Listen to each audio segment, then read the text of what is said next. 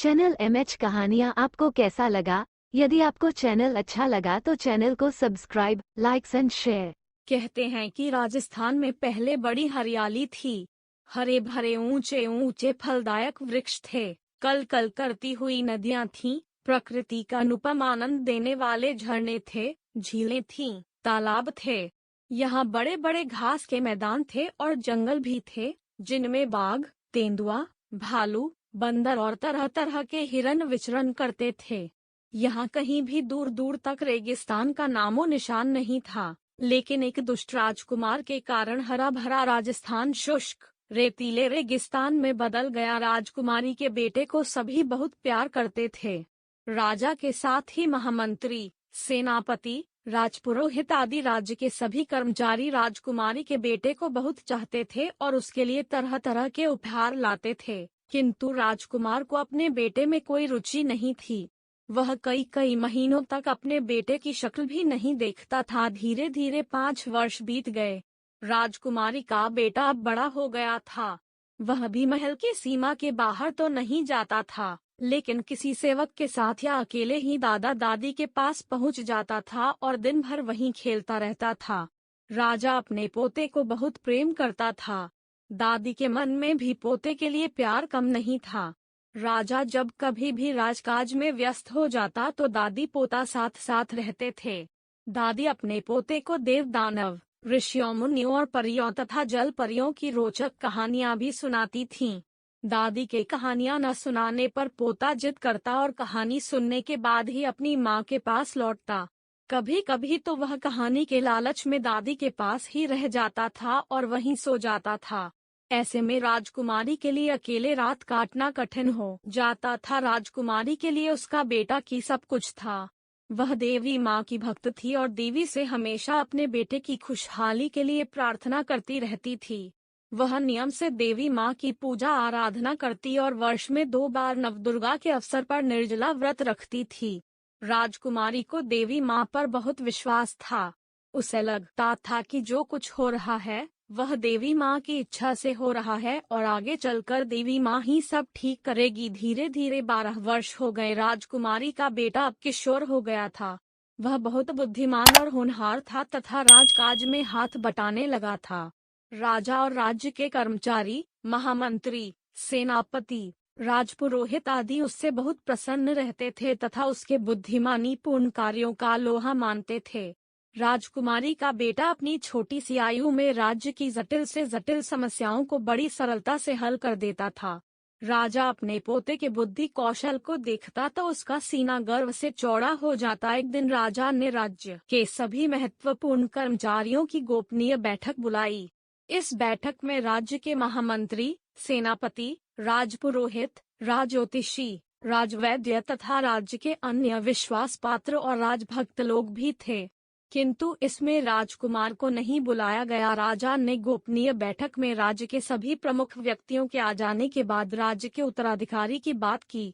यह एक महत्वपूर्ण विषय था, अतः सभी लोग गंभीर हो गए और उनमें आपस में विचार विमर्श आरंभ हो गया। राजकुमार की स्थिति से सभी लोग परिचित थे, अतः उसे कोई भी व्यक्ति राजा बनाने के पक्ष में नहीं था। किंतु राजकुमार होने के कारण कोई भी उसका खुलकर विरोध नहीं कर पा रहा था। राज्य के सभी प्रमुख लोग राज्य के उत्तराधिकारी के संबंध में आपस में चर्चा कर रहे थे। इसी मध्य राजा ने अपना मत व्यक्त किया कि वह राजकुमार को राज्य का उत्तराधिकारी नहीं बनाना चाहते। राजा अपनी बात कहने के बाद चुप हो गया। गोपनीय बैठक में सम्मिलित सभी लोगों को राजा के मत से बल मिला और वे भी एक एक करके राजा के मत का समर्थन करने लगे।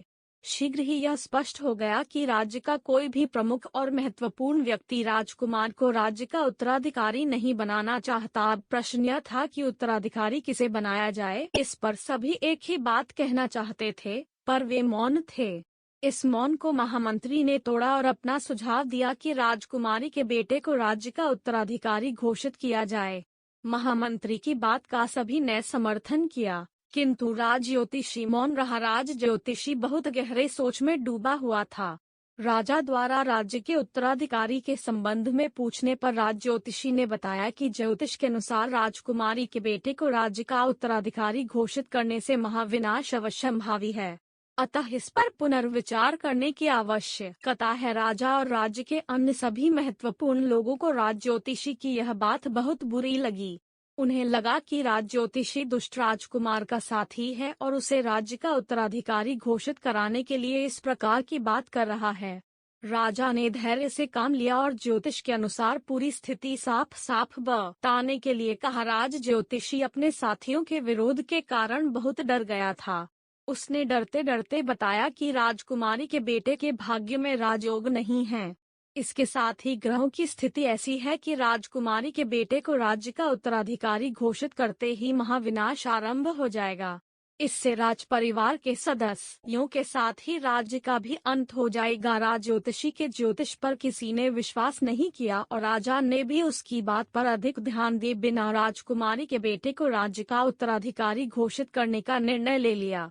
राजा के निर्णय के बाद गुप्त बैठक में सम्मिलित सभी महत्वपूर्ण लोगों ने यह तय किया कि अगले दिन ही विधिवत राज्य के उत्तराधिकारी की घोषणा कर दी जाए। इस निर्णय के बाद गुप्त बैठक समाप्त हो गई और सभी महत्वपूर्ण लोग अपने अपने घर चले गए। राजा और राज्य के महत्वपूर्ण व्यक्ति राज ज्योतिषी पर शक कर रहे थे कि वह राजकुमार से मिला हुआ है।